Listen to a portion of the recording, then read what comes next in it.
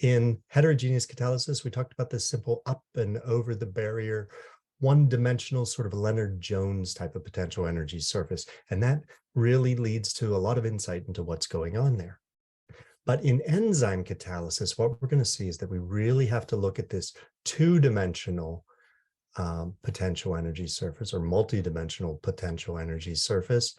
And we're really going to talk much more about an exploration of this catalytic conformational energy landscape. That will be a much better conception of what's going on in enzyme catalysis.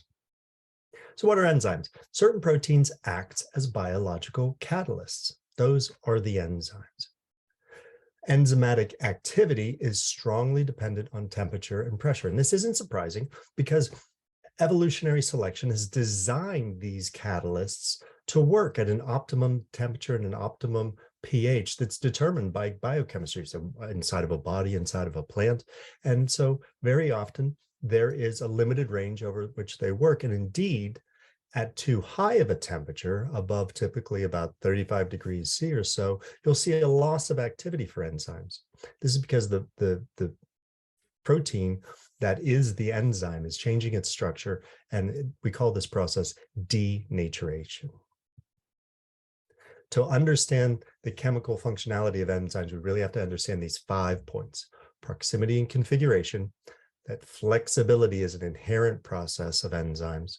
They create their own microenvironment for the reaction to occur and generate an activated configuration within that microenvironment.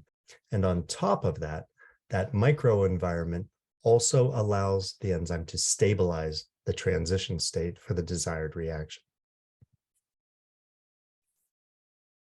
First topic, proximity and configuration are critical, right? We need to bring the reactants close together and to bring them into a favorable geometry. Next, the enzymes are flexible, right? Only a specific substrate induces the proper interactions that lead to catalysis. And this was really explained in detail then by Koechlin, who introduced this idea that there are two extremes of conformational relaxation. In one, we call that the induced fit mechanism, right? There's a substrate and an enzyme, and these two need to bind into a complex to get the reaction to go. And that initial recognition step, when the enzyme and substrate come together, that causes the subsequent conformational relaxation that leads to the binding of the enzyme and substrate.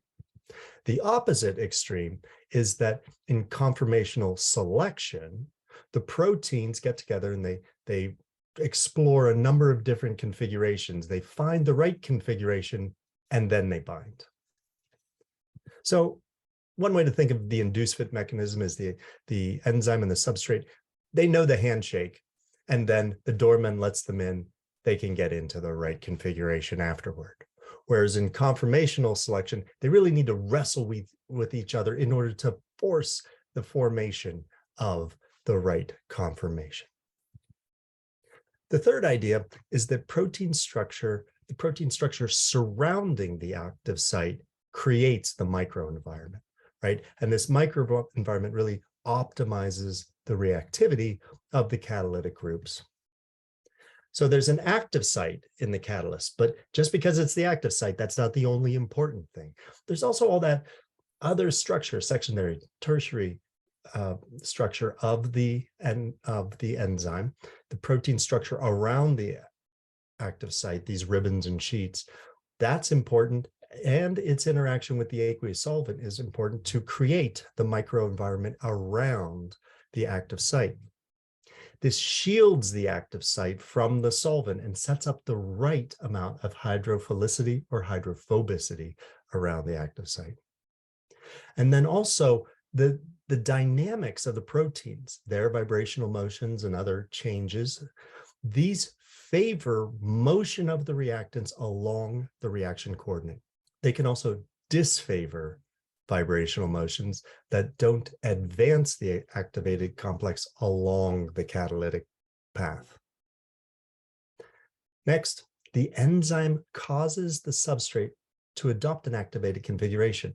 The substrate might not be all that reactive, but has to be put in the right configuration to make it more reactive than its equilibrium configuration, and an enzyme can achieve that.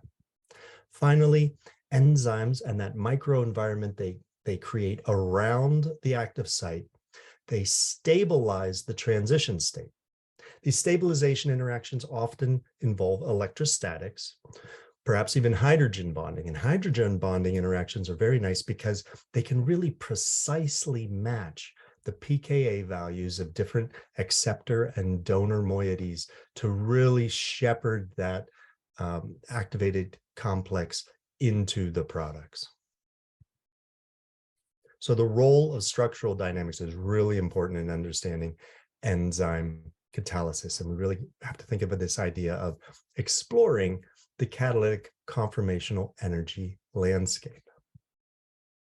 The PES, again, is not a simple one-dimensional up and over. Instead, we have this two-dimensional landscape of potential energy curves, many of them, and the catalytic energy profile is influenced by this whole range of curves.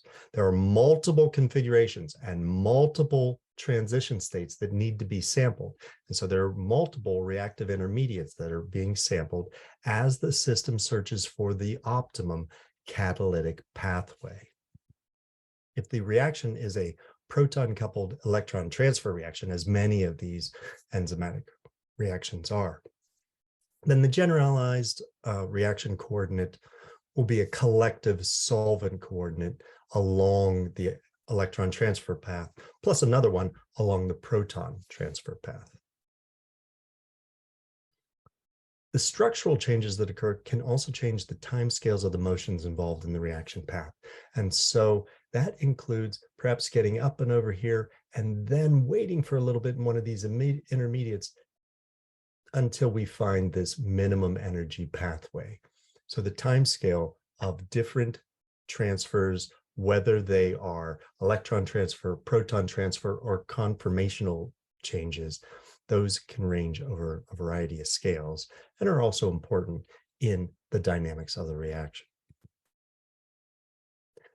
Enzymes tend to be rather specific, and there's different types of specificity that we want to look at, right? Some enzymes transform only one particular substrate, whereas other ones exhibit group specificity. That is, they catalyze, say, a hydrolysis reaction, but only if the substrate possesses a certain structural characteristic in the area near that linkage that's going to be hydrolyzed.